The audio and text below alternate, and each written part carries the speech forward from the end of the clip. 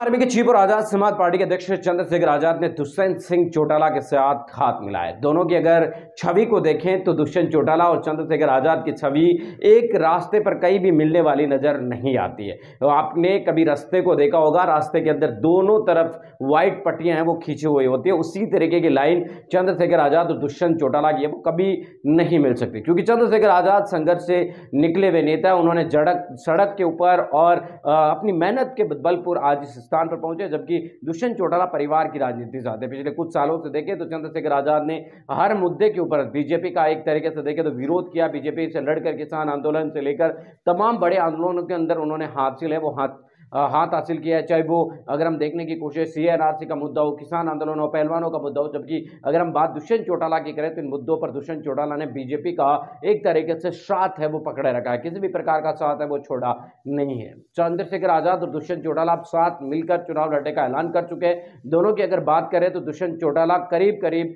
70 सीटों पर लड़ेंगे, 20 सीटों पर चंद्रशेखर आजाद की पार्टी है वो चुनाव लड़ेगी। लेकिन यहां पर अगर हम कहने की कोशिश करें तो यह नजर आता है कि चंद्रशेखर आजाद एक अगर राइफल है तो उसके अंदर जो दुष्यंत चौटाला है वो राजनीति के फूके हुए कारतूस की तरह नजर आ रहे हैं। क्योंकि आज की तारीख में दुष्यंत चौटाला को वोट देने के लिए जिस कम्युनिटी से वो आते हैं, यानी जाट कम्युनिटी से, वो भी तैयार नहीं है। किसान उनको वोट देने के लिए तैयार नहीं है। जिस विचारधारा पर वो राजनीति करते हैं, दलित और मुस्लिमों का वोट दुष्यंत चौटाला को किसी कीमत पर नहीं मिलेगा, क्योंकि उनके लिए उन्होंने कुछ किया ही नहीं है। तो इस तरीके से कोई भी 1% वोट भी दुष्यंत चौटाला के पक्ष में आज खड़ा नजर नहीं आ रहा। पार्टी के कद्दावर नेता का, पार्टी के कुछ वोटर कार्यकर्ता इस तरीके के नजर आ सकते हैं, लेकिन एक मजबूत वोट बैंक जिसकी हम जरूरत होती है चुनाव जीतने के लिए, वो नजर नहीं आ रही।